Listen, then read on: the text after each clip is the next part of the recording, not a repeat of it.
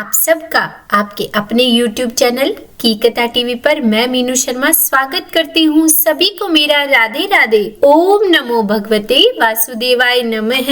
और आज की इस वीडियो में आप रसपान करेंगे वैशाख मास महात्म्य में अध्याय 22 का, जिसमें मुनि सुतदेव जी राजा श्रुतकीर्ति को एक महायशस्वी शंख नामक ब्राह्मण की कथा सुना रहे हैं, जो कि अध्याय 21 में शुरू हुई थी। तो इसीलिए हो सके तो वीडियो को पूरा देखिएगा, कथा को पूरा सुनिएगा और अच्छी लगे वीडियो तो लाइक एंड शेयर कीजिएगा। और चैनल पर नए हैं, सब्सक्राइब नहीं किया है तो सब्सक्राइब भी कर ही दीजिएगा। और कमेंट बॉक्स में भी मुझे जरूर लिख के बताइएगा कि आपको ये कथाएं कैसी लग रही है। तो अब हम आज का यह 22वां अध्याय भगवान श्री गणेश का ध्यान करते हुए शुरू करते हैं। तो बोलिए श्री गणेश भगवान की जय। व्याध की ऐसी बातों को सुनकर शंख मुनि बोले कि हे व्याध, यहाँ धूप बहुत सताती है, न यहाँ छाया है न पानी। कहीं दूसरी छाया की जगह में चलकर जल पीकर स्वस्थ चित्त हो।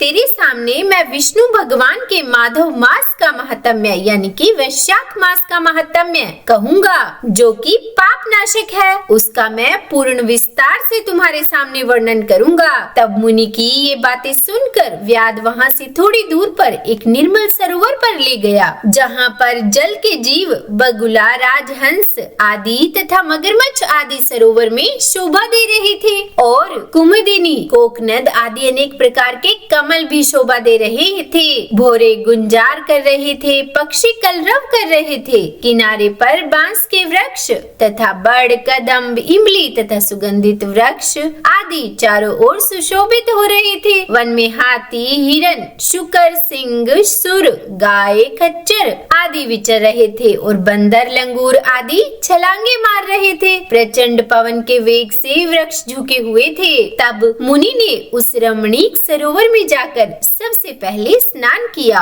और फिर उसके बाद वस्त्र धारण करके नित्य कर्म पूजनादि से निवृत्त होकर फल खाए। और फिर शंख मुनि सुख पूर्वक एक वृक्ष के नीचे बैठकर व्याध से पूछने लगे कि तुम कौन से धर्म को सुनने की इच्छा रखते हो, क्योंकि धर्म तो बहुत है और उनके करने की विधि अलग अलग है, पर हाँ, इनमें से वैशाख धर्म है तो थोड़ा, पर मगर अत्यंत ही फलदायक है। तेरे मन में जो पूछने की इच्छा हो वही पूछो। तब हाथ जोड़कर मुनि से व्याध बोला कि हे महाराज, मुझे कौन सा कर्म करने से तमोगुणमयी यह व्याध योनि मिली और किस कर्म के कारण मेरी ऐसी बुद्धि हो गई, और कौन से कर्मों के कारण आप महात्मा की मुझे संगति मिली। हे प्रभु, यदि आपकी मेरे ऊपर कृपा हो तो यह सारा वृत्तांत आप मुझसे कहिए। यह सुनकर शंख मुनि व्याध से कहने लगे कि हे व्याध, तू शाकल नगर में पहले वेद पाठी ब्राह्मण था। तेरा नाम स्तंभ था और श्रीवत्स गोत्र में तेरा जन्म हुआ था।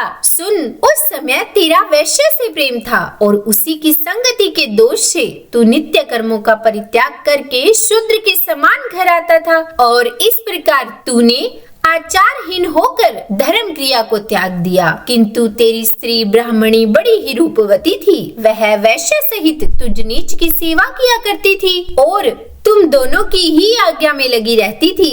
जब इसी तरह सेवा करते करते बहुत समय बीत गया, तब एक दिन तूने भैंस का दूध और मूली खाई तथा शूद्रों के भक्षण करने की वस्तु निष्पाव और तिल खाए। इस अपच भोजन से तुझे दस्त और वमन होने लगी और दारुण भगंदर रोग हो गया, जिससे घोर वेदना होने लगी। अब जब तक घर में धन रहा तब तक वैश्या भी वही रही, और फिर सब धन को लेकर वह घर छोड़कर चली गई, जिससे तुझे घोर घृणा उत्पन्न हो गई और रोग से अत्यंत दुखी होकर दीन वाणी से व्याकुल होकर तू रोता हुआ ब्राह्मणी से कहने लगा कि हे ब्राह्मणी, तुम ही मेरी रक्षा करो। हे सुंदरी, मुझ पापी ने तेरा कुछ भी उपकार नहीं किया है। जो गृहस्थ प्राणी अपनी पत्नी का सम्मान नहीं करते, वे 15 जन्म पर्यंत नपुंसक होते हैं। हे महाभागे, रात दिन साधु महात्माओं से निंदा निंदित हो, तेरी अवज्ञा करने से मैं पाप योनि में पड़ूंगा। मैं तेरे विनीत भाव पर भी क्रोध के मारे जलता हूँ। जब उसके स्वामी ने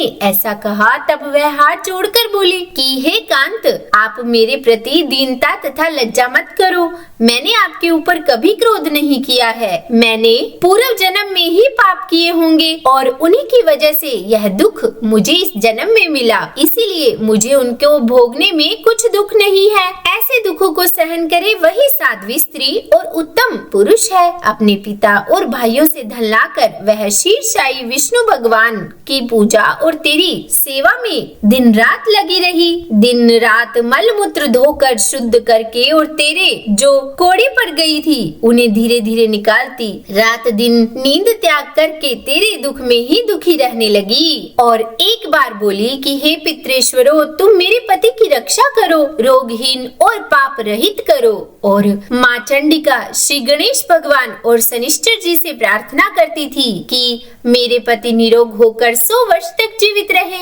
ऐसे वह देवी प्रतिदिन नित्य प्रार्थना किया करती थी। और तब एक दिन देवल नाम के मुनि वैशाख में गर्मी के मारे संध्या समय तुम्हारे घर पर आए। तब तेरी पत्नी ने रोगनाशक वैद्य समझकर उनके चरण धोकर जल सिर पर छिड़क लिया और गर्मी से व्याकुल महात्मा को तेरी आज्ञा लेकर शरबत पिलाया, जिससे उन्हें शांति मिली। दिन निकलने पर वह मुनि जैसे आए वैसे ही चले गए और फिर थोड़े दिन बाद तुझे सन्निपात हो गया। तब तेरी स्त्री ने त्रिकुटा पिलाया तो तूने उसकी उंगली काट ली और तेरी दांती भिच गई। तू अपनी सुंदर शैया पर उसी वैश्या का ध्यान करता हुआ ही मर गया। तेरी रूपवती स्त्री तेरी यह दशा देखकर अपना कंगन बेचकर बहुत सा ईंधन लाई, विशाल चित्ता बनाकर बीच में तुझे रखकर तेरे रोग पीड़ित शरीर का अग्नि संस्कार किया और स्वयं भी उसी अग्नि में जलकर सती हो गई। वह शरीर त्याग पति का आलिंगन करके तत्काल विष्णु लोक को चली गई। वैशाख में पानी का दान करने और चरण धोकर उस जल को सिर पर छिड़कने से योगियों की सी दुर्लभ गति उसे मिल गई और तूने समस्त पापों से छूटने पर भी अंत काल में वैश्या का स्मरण करने से देह त्याग कर घोर व्याध का जन्म धारण किया। तुझे सदा हिंसा प्यारी है और चित्त में सदा उद्वेग रहता है। तूने वैशाख में शरबत पान कराने की आज्ञा दी थी और मुनि के चरण धोने का पापनाशक जल मस्तक पर छिड़का।